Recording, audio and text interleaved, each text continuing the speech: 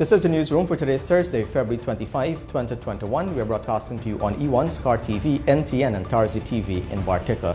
In the headlines, the Minister of Foreign Affairs and International Cooperation, Hugh Todd, reveals plans to establish diplomatic missions in Qatar, the UAE, and possibly Ghana. We're going to focus on the expansion of our diplomatic representation and going as far as the Middle East. Over 20 companies bid for the construction of the Eccles to Mandela 4-lane highway. Out of an abundance of caution, the Minister of Health, Dr. Frank Anthony, is advising persons against taking the filaria pills and the COVID-19 vaccine on the same day. The Minister of Local Government and Regional Development, Nigel Dharamlal, says local government elections will be held this year.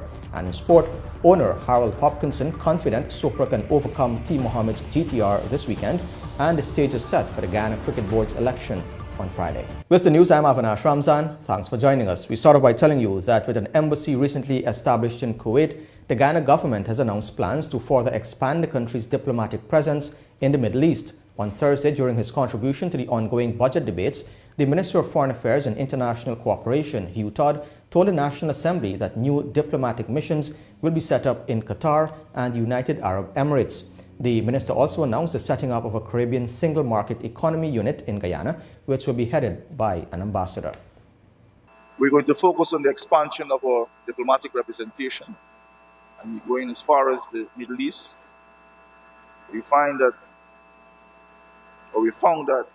our presence in Kuwait has been beneficial, and we're now expanding to Qatar and the United Arab Emirates.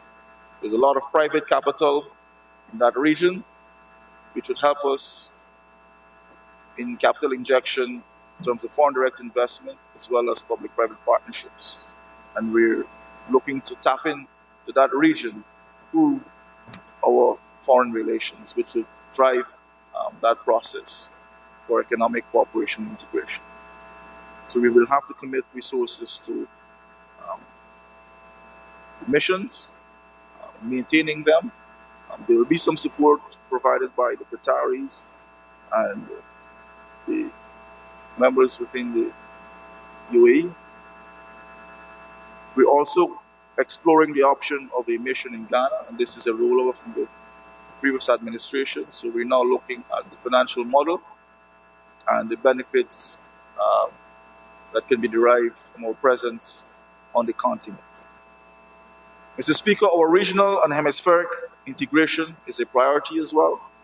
Resources will be committed to strengthening our integration efforts, beginning with CSME, CARICOM Single Market and Economy.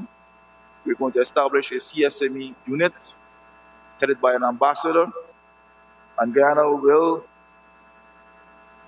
has already taken back the helm of the agricultural agenda, which was abandoned by the previous administration, the Jagdo Initiative, which I think is not palatable to them, but it's a CARICOM initiative. We have reclaimed that, and we're going to push regional food security and nutrition agenda. Now, the Central Housing and Planning Authority has achieved another key milestone for the construction of the Eccles East Bank Demerara to Mandela Georgetown Highway, as more than 20 companies have submitted bids for the execution of the project. It is expected that works will commence in April after the evaluation and approval of the budget in the National Assembly. The project is slated for completion in November this year. Isanella Patwa reports. Bids were opened virtually on Thursday at the National Procurement and Tender Administration Board in Georgetown for the construction of the 4-lane road from Eccles East Bank at Demerara to Mandela Avenue in Georgetown. The project will be executed through the Central Housing and Planning Authority, CH and PA. Chief Executive Officer Sherwin Grieve said the road link is one of the many initiatives geared at infrastructure development and improving the lives of Guyanese.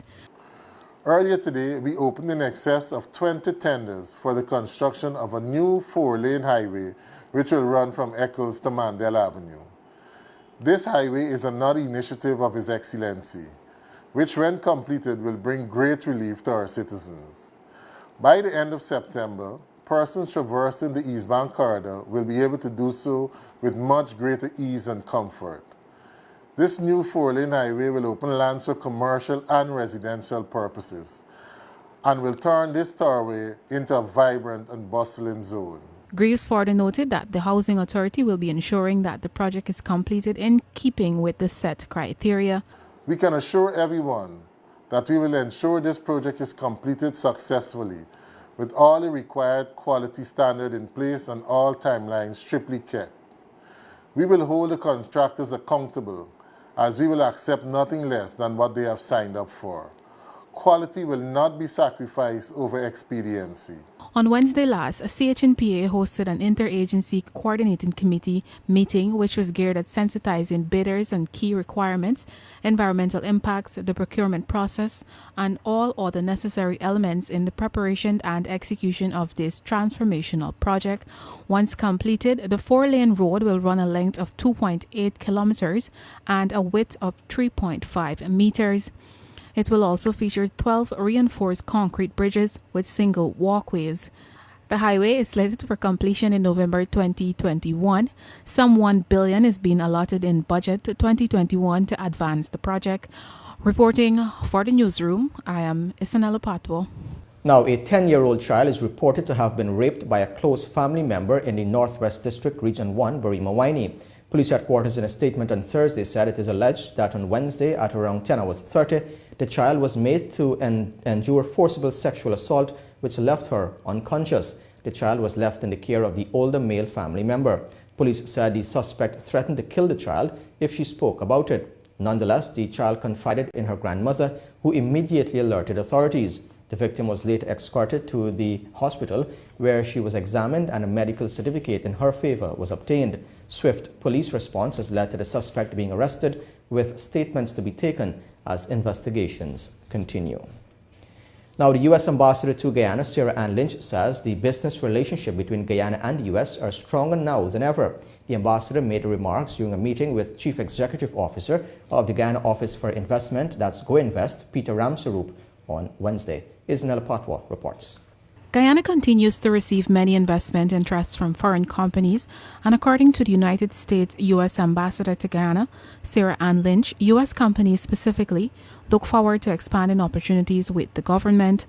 The U.S. diplomat was speaking during a meeting on Wednesday in Georgetown with Chief Executive Officer of the Guyana Office for Investment, GoInvest, Peter Ramsaroop. The meeting served to discuss several areas of mutual interest between the two countries.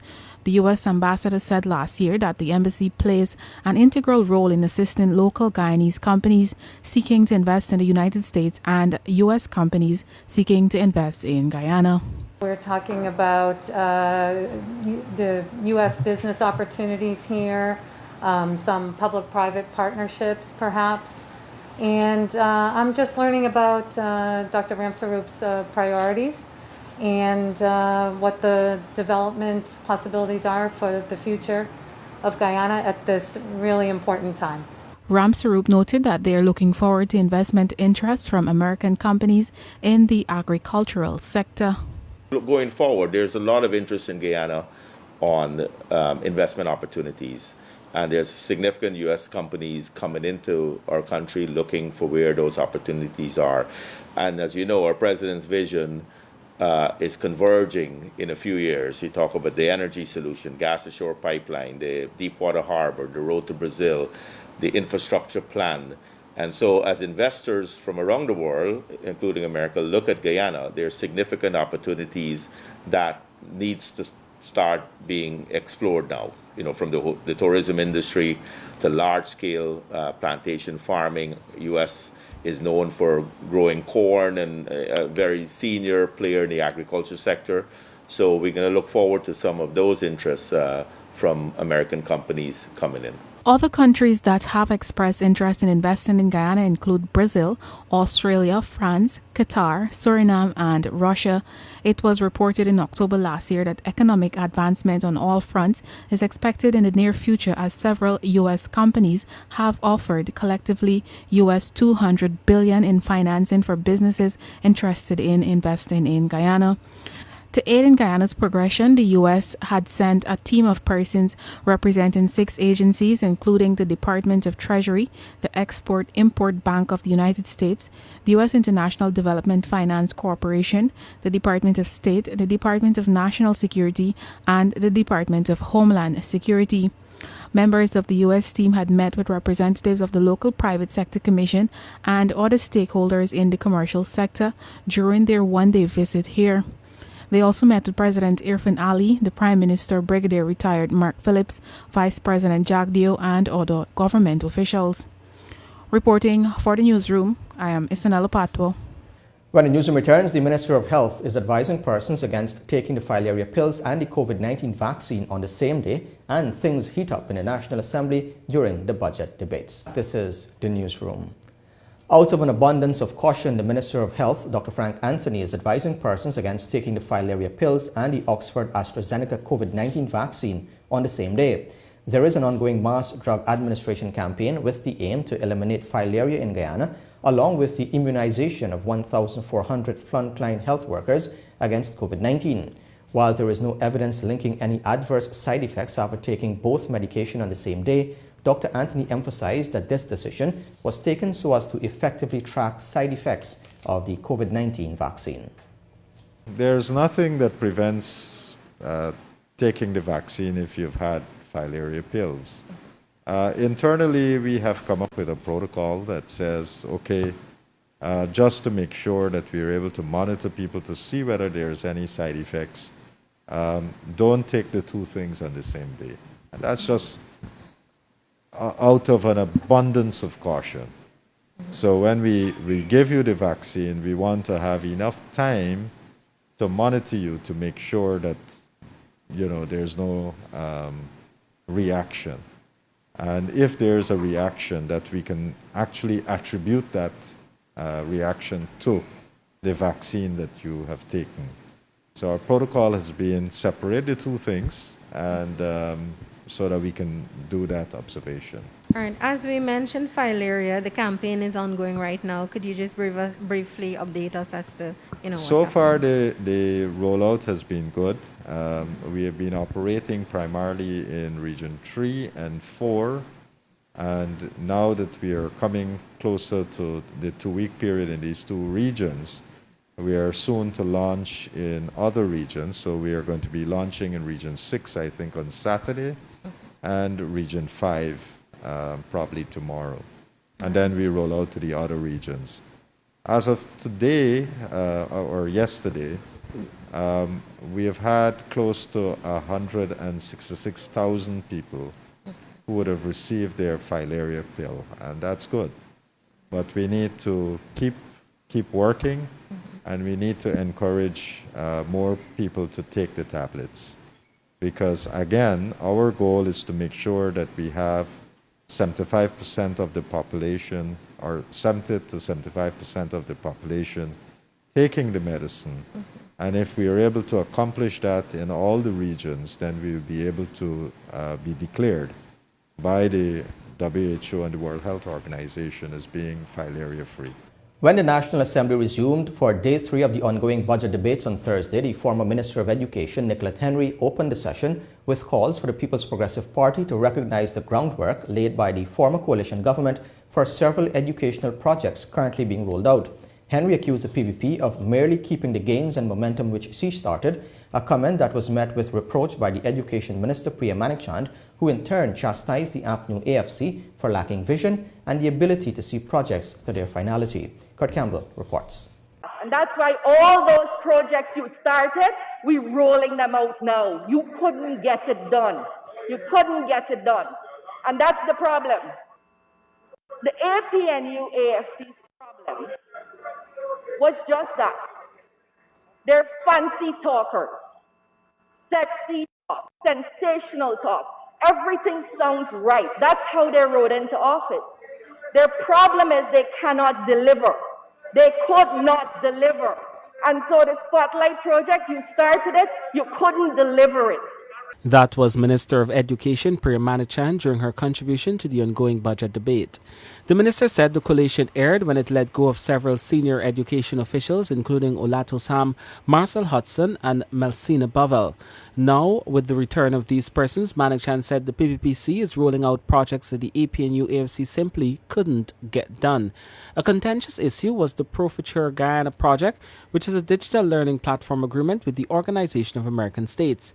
As such, APNU AFC Member of Parliament and former Minister of Education Nicolette Henry claimed that she traveled to Washington while she was the Education Minister and initiated discussions, something she said the coalition should be recognized for.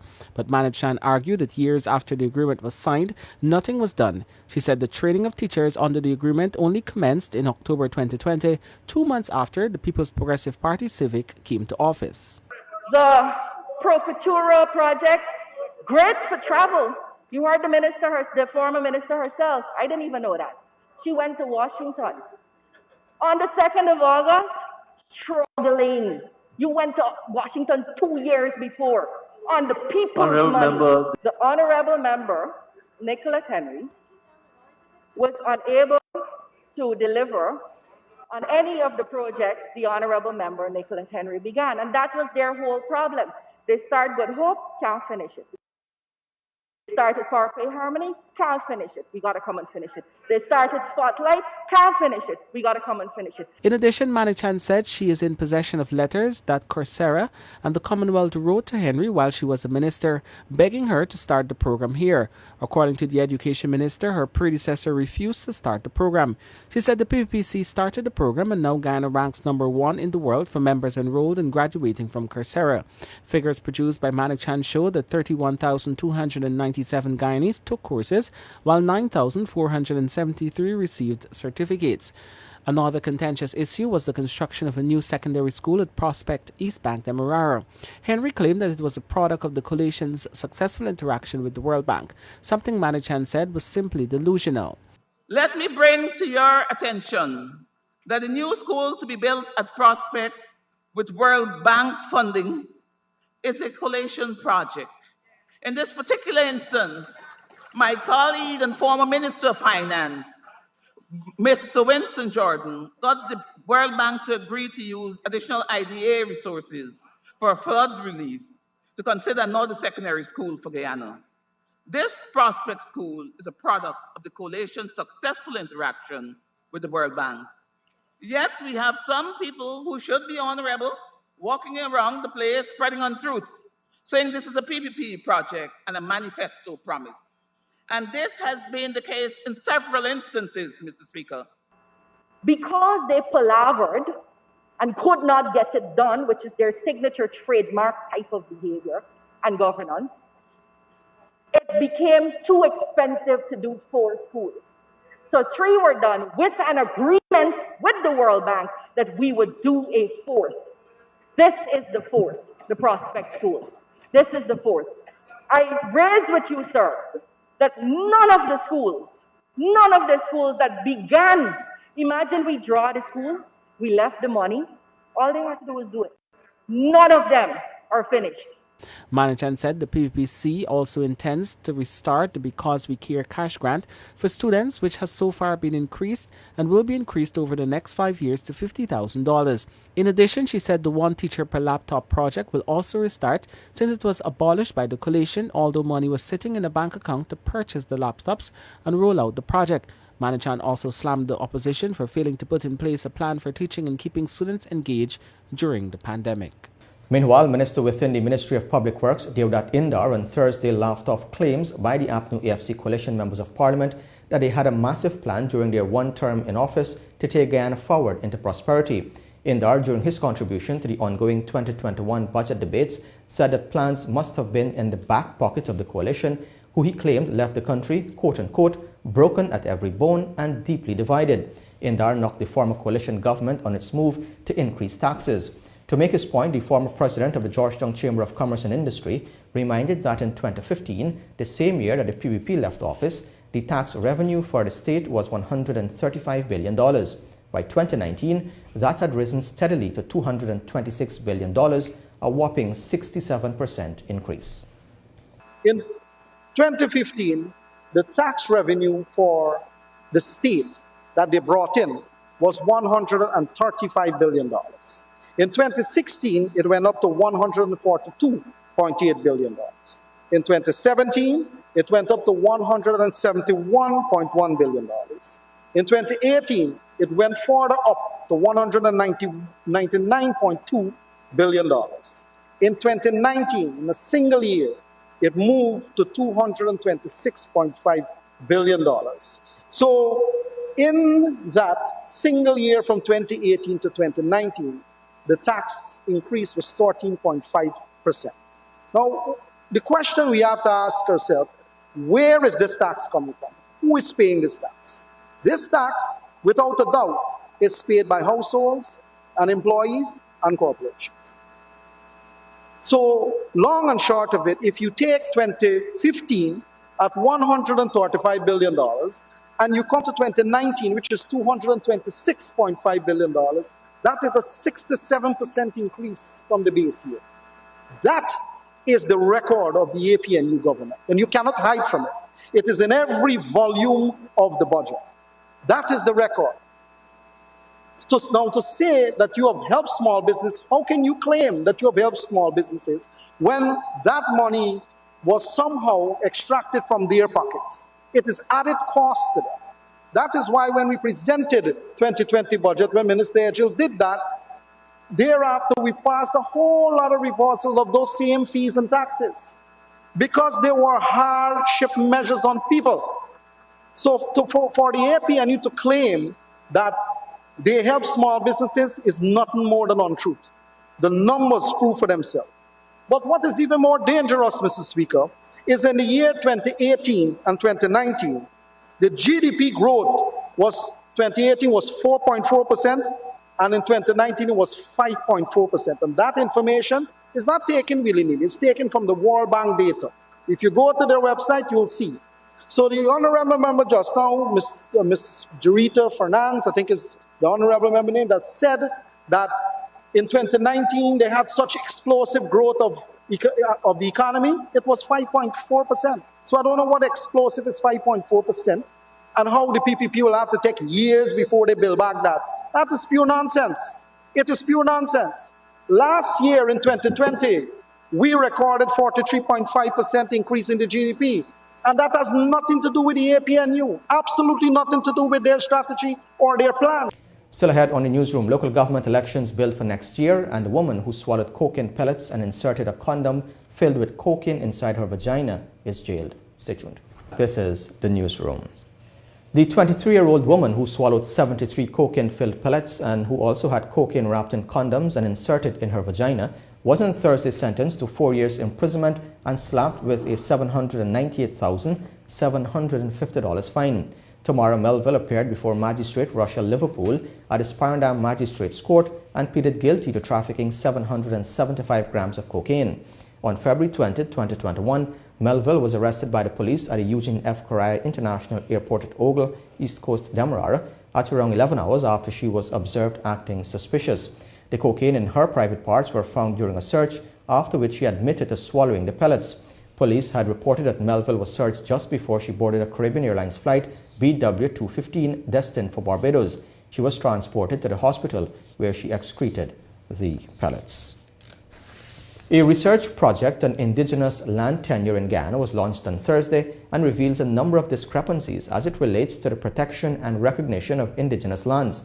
The research took 9 years to be completed and has made several recommendations to improve the land titling process. More from Isabel Patwa. The research Our Land, Our Life Participatory Assessment and Geographic Database of Indigenous Peoples' Land Tenure in Guyana was conducted by the Amerindian Peoples Association APA and also included 49 local indigenous researchers. It reveals findings gathered from indigenous villages in regions 1, 2, 7, 8, and 9. The research commenced in 2012 after funding became available from the European Union and the United States Department for International Development, while technical support was provided by the Forest Peoples Program and the Rainforest Foundation, US. Executive Director of the APA, Jean LaRose, said after they received numerous complaints from villages about not fully understanding the documentation for their lands, the APA felt it was pertinent to do the research. People may have anecdotal and people may have a knowledge. They remain sometimes with the individual, they remain sometimes with the elders, but they were never passed on in some cases, or they were never heard collectively by the people. So the need to have the information documented became more important as the years passed, and the leadership of the communities recognized this. So behind engaging in the tenure assessment activities was to record the various land tenure situation of selected indigenous communities so they could fully understand their situations, use it to clarify their positions with regard to their lands and territories. The reports would also serve as documents that would be passed on to succeeding leaders and other interested persons. The research will now serve as a record to represent issues indigenous villages face when it comes to their lands. The majority of the participating villages reported having conflicts over their lands. Key findings from the research include a lack of protection and recognition for indigenous peoples' customary tenure systems and failure to recognize collective territories. According to APA's Governance and Rights Coordinator, Laura George, as far back as 1969, indigenous people recommended to the Amerindian Lands Commission that their customary lands be protected. Customary lands mean that it's our customary tenure and how we use and manage our lands. For example, the resources we use are shared by several villages within a territory. To hunt, to fish, to farm, to gather resources, and we also are able to protect our waterways and sacred grounds. Now, the failure to recognize collective territories of indigenous peoples mean that it is also then a violation of our rights. Recommendations from the research include a revised Amerindian Act that will include international standards for the protection of indigenous peoples' rights. Meanwhile, the PPPC government has budgeted $630 million in this year's budget to expedite the process of indigenous land titling. The Amerindian land titling process was facilitated by the Amerindian Act of 2006 that provided for land titling and extensions. It was reported that of the 68 interventions identified, 21 demarcations have been completed and 18 certificates of titles issued, while 45 investigations were completed, 32 for extensions and 13 for new villages. Reporting for the newsroom, I am Isanella Patwo. Now, the Minister of Local Government and Regional Development, Nigel Dharamlal, on Thursday announced that local government elections slated for 2021 will be held before the year comes to a close. The minister said he has the responsibility to announce the date for these elections after consultations with the Guyana Elections Commission (GCOM), and he intends to do so. Dharamlal said the People's Progressive Party Civic has already allocated monies in the 2021 budget for the holding of these elections. He stopped short, saying the amount of funding made available. The local government minister supported sentiments expressed by President Dr. Irfan Ali and other senior members of the government that before those elections are held, GCOM needs to be fixed. You know why they're so also scared of this year's budget, Mr. Speaker? Because a lot of it will rebuild community lives. And they're scared of local government elections too. So the Honorable Minister, I would like to commend him also for setting aside resources, and we are planning for local government elections in 2021. We have budgeted and we are planning, but you know what, Mr. Speaker, there is a caveat. We cannot continue to have any elections in this country. Anyone who believes in good governance, anyone who believes in transparency and accountability can never have Lowenfield, Myers, Mingo at the head of the Secretariat of GCOM. Never. We will not condone it. The majority of people in this country will not condone it. We will not condone it. And we are, Mr. Speaker, as the Minister of Local Government and Regional Development, I have the mandate of also announcing that date. And I would like to, Mr. Speaker, for you to use your good office to bring to the attention of the public in Guyana that Lowenfield must go, Myers must go, Mingo must go, and AP and UAFC already gone. All right, Mr. Speaker. So we have a lot of work to do. And Mr. Speaker, we really need these elections this year because a lot of supporters of APNU AFC are meeting me every day, and they want to come on board. Some have also expressed interest in becoming community leaders and community councillors for the People's Progressive Party Civic. When the newsroom returns, the financial, weather and bridge reports along with sport.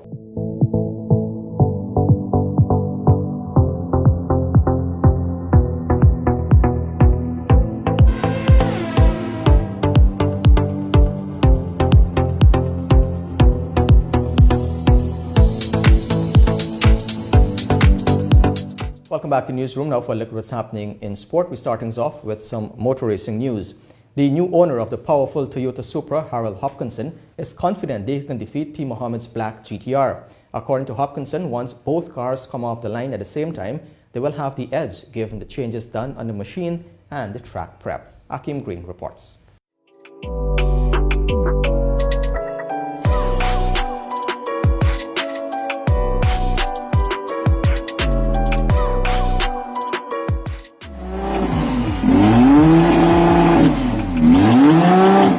The Supra was previously owned by the late Derek Mad Dog Jason and was already pushing its second times. Hopkinson revealed that they have made significant changes to reduce the weight and is confident that once there is a fair start, they have the ability to beat either of Team Mohammed's Black GTRs. We got to see what we put down. As long as they come off the line together, I think we got the edge. It will go sub-8. With the traction, Kang will be a lot faster. Hopkinson further revealed some changes and other capabilities of the car, which will come under the Secure Innovations and Concepts Inc. banner. Oh, it has a larger turbo, and we did some work to the block and stuff like that. Oh, it will be a lot faster. As it is, it might be about 180 miles at the end of the strip, but with removal of things like the bonnet and the other bodywork parts that are metal and change it to fiberglass or carbon fiber. Power to weight is going to be awesome. It's going to be the thing to beat. The close relationship with mechanic Sean Prasad and knowing its capability was the reason the businessman opted to purchase the vehicle.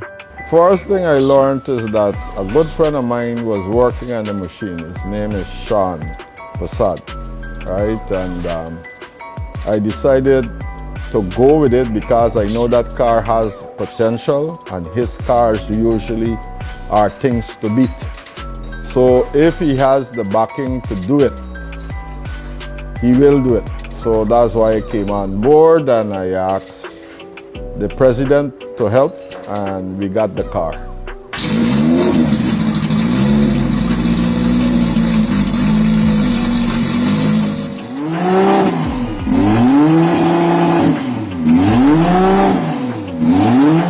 There will be limited tickets on sale for Sunday's event, and those can only be purchased at the Guyana Motor Racing Sports Club on Albert Street in Thomas Lance, Georgetown.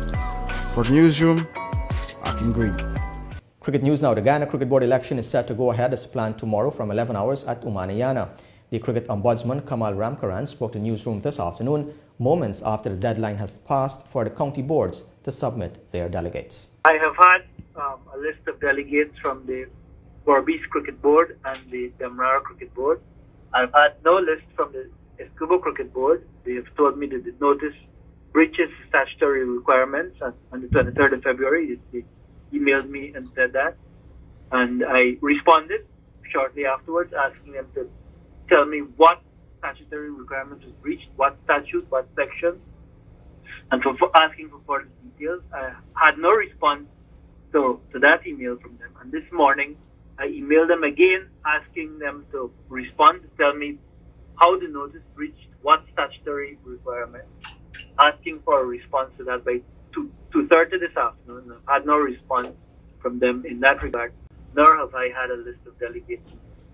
This afternoon at 2:30, there was the case that has been filed was called for the hearing of the application for an interim order preventing the elections from going ahead tomorrow. That case was fully argued by the attorney, by the Solicitor General, by Mr. Sakram for the applicant, and by me, and by Mr. Gosai, Arut Gosai, who asked to intervene on behalf of the Berbice and the Demerara Cricket Boards, and the interim order was refused. So elections will proceed tomorrow. Shimron Hetmeyer scored his 7th List A ton, won 13 off 80 balls, and Raymond Reefer made 90 off 104 to lead Guyana Jaguars to 305 for 7 against Windward Islands Volcanoes in the second semi-final of the CG Insurance Super 50 Cup in Antigua. The pair added 194 for the 5th wicket after the Jaguars were reduced to 63 for 4. Chandapal Hemraj made 24 at the top of the order.